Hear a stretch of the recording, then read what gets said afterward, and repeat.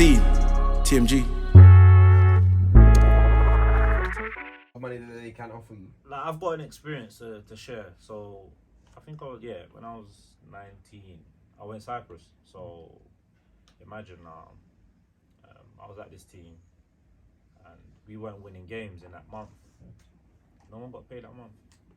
No one got paid because they demand results, and it's like when you're in them type of countries, like like the chairman, like whatever the chairman says goes. You know what I'm saying? See, that's what I'm trying to say. Yeah, that's what I'm saying. People may see the beauty side. Oh, he's playing here, there, like it looks nice, but behind the scenes, people go through stuff. You know. I'm sure there's no one in the media advocating that you man to get paid.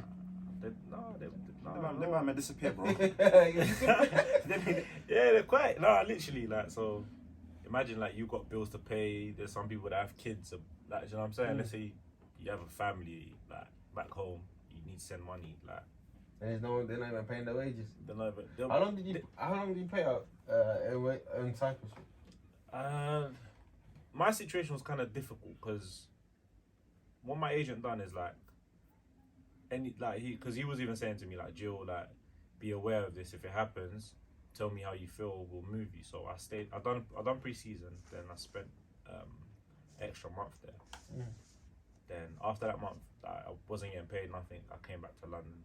Me and my agent decided, it's best for me to come back. So roughly like 2 months.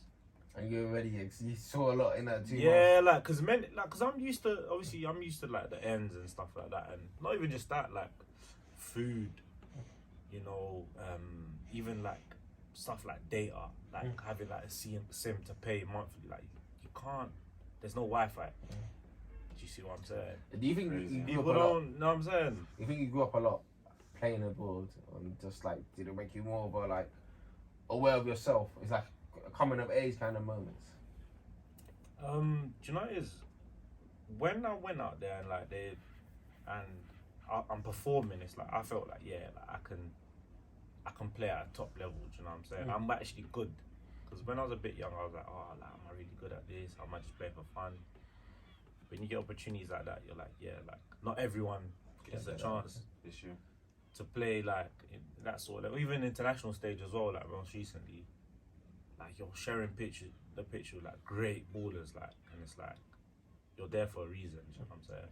Not everyone gets that. You're there because you're good enough to be there. Yeah, that's it. So, yeah, for me, that time when I was there, that was like the coming of age, like especially maturing as well. It's a bit like for us, it's like uni, isn't it? Sorry? It's like uni for us. Yeah, but yours is on a bigger scale because you're actually away. You're getting paid for this. You're away from home. Different, probably not speaking a language. Yeah, like even that as well. Like it's difficult because it's like, let's say coach is going for a drill. Like obviously visually you can see in it. You gotta pay attention.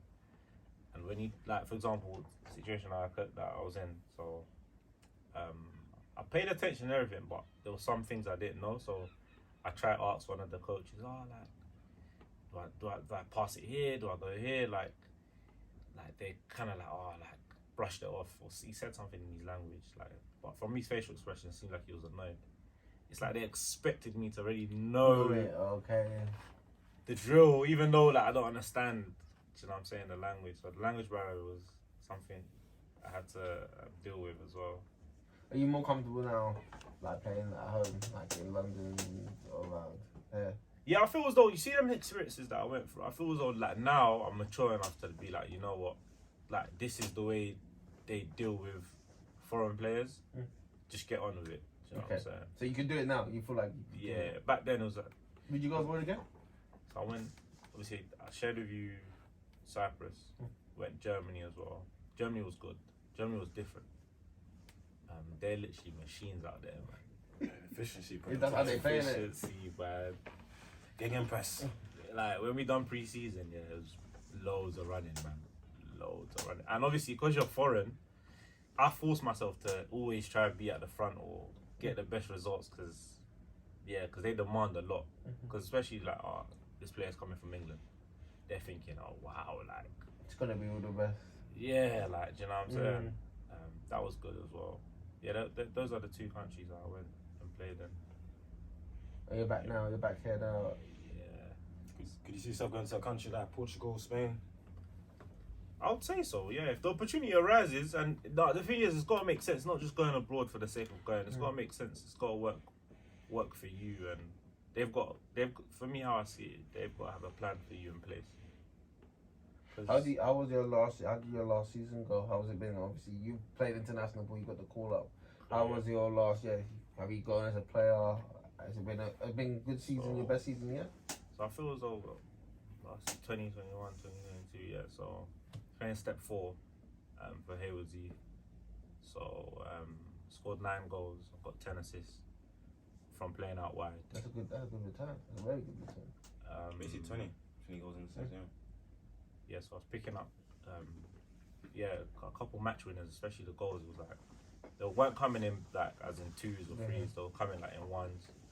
But I was winning the games, and obviously we had a good clean sheet record as well. So we made playoffs. Obviously lost in the semi-finals on penalties.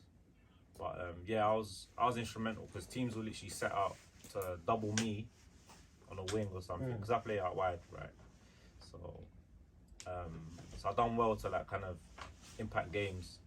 With the actual attention they were giving you. The attention, that loads of teams are giving me. So was that kind of like a new experience? So you teams actively, doubling you religiously?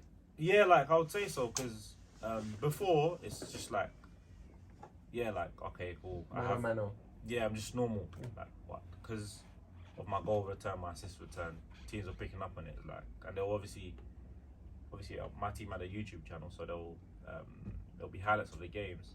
They can see like I'm linking up play well. I'm causing a lot of damage. So how I dealt with it in a nutshell was literally simplifying my game. Instead of just getting the ball and trying to beat players, I'll use players around me to get, you know what I'm saying, out of certain situations, and also like running into space, off the ball running. Creating space, off the ball. So is that a tactical tweak? Is that from just watching your games back, or was that something that you just knew that I'm the same thing I'm doing now is not working? I need to just try something different.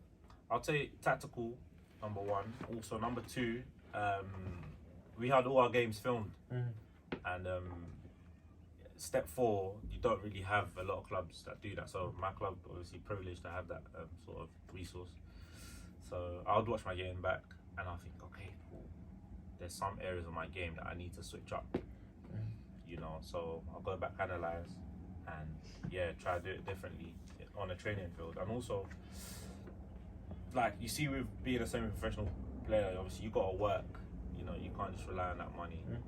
So I would wake up in the morning, train, like I'm sure Mello will tell you as well, in the morning I'm waking up 6 before work, going to train, taking care of my body, recovery, because you're playing week in, week out. Sometimes you're playing Saturday, Tuesday.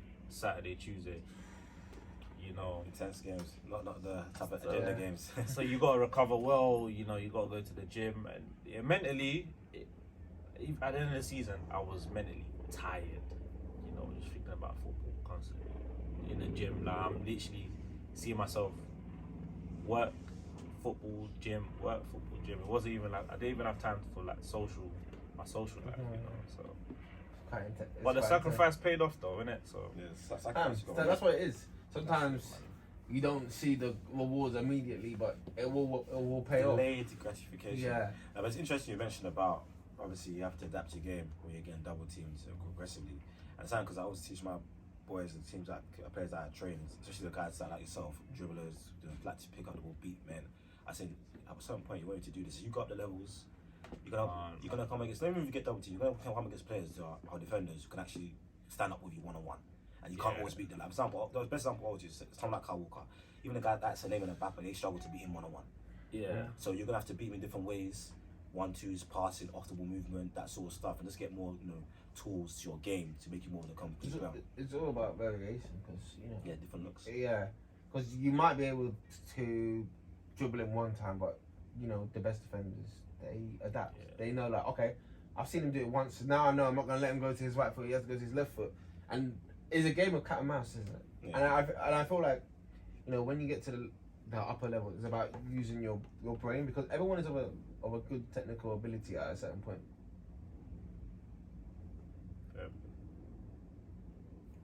I can't see that. Or speaking to the mic. Speaking of that, yeah, everyone's of a good technical ability at a certain point. Then, when everyone gets to that level of ability, now it's about, okay, how can you maximize those small advantages? There's small margins now, isn't it? When you get to a certain level, and it's just every single second is about eking out the best out of your ability. Like, that's why you probably go to the gym. That's why you do the extra running. That's why you look at that film, because someone else is not doing it, and you can get that advantage, that small advantage. And that's what I'm saying. And like, most coaches will say to you, like, especially when I got the international call, like, most of them were saying, "Oh, you deserve it. You put a lot of work off the pitch."